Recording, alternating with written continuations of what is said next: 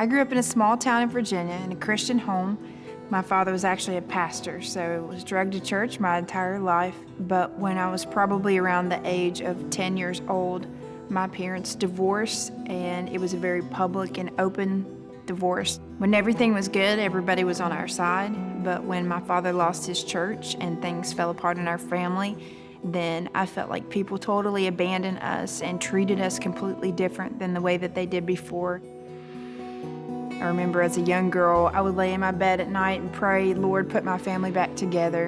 And when I didn't see that happen, I became very angry and very bitter.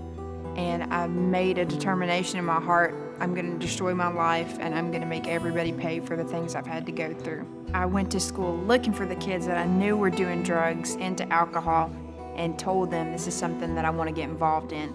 And so when I was 12 years old, a girlfriend of mine and I, we snuck out of the house, met up with some guys. They had some pain pills, and we crushed them up and snorted them, and that was my first experience with drugs. And it was a very, very quick process for me. By the time I was 13, I had taken cocaine, acid, marijuana, basically anything that I could get my hands on that would take away the pain that I was dealing with on the inside. I remember one night, my brother invited me to go to church with him. And I had a lady come up to me after the service, a total stranger, who said to me, "Young lady, the Lord told me to tell you that that service was for you." And she wrote down her phone number and said, if you ever need me, you give me a call. And I remember we left the service that day. We went to eat at a restaurant, and again, another stranger walks up to the table, and she said, "You know, I want you to know God has a plan for your lives." And she looked at me and said, "He has a special plan for your life."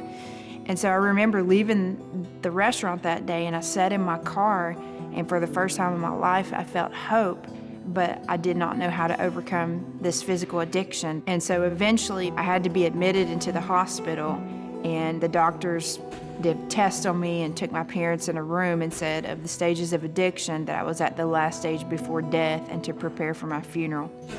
That was my rock bottom moment. I knew that if I did not make a decision to change, that I was going to end up dead very quickly. And so I remembered this lady that had given me her phone number from the church. She came into the hospital and began to speak to me and minister to me. And God used her to say things to me that there's no way that she could have ever known about them. And that was my breaking point.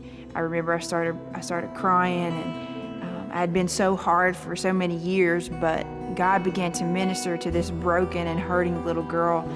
And at that point, she looked at me and she said, "Amy, are you ready to surrender your life to Christ?"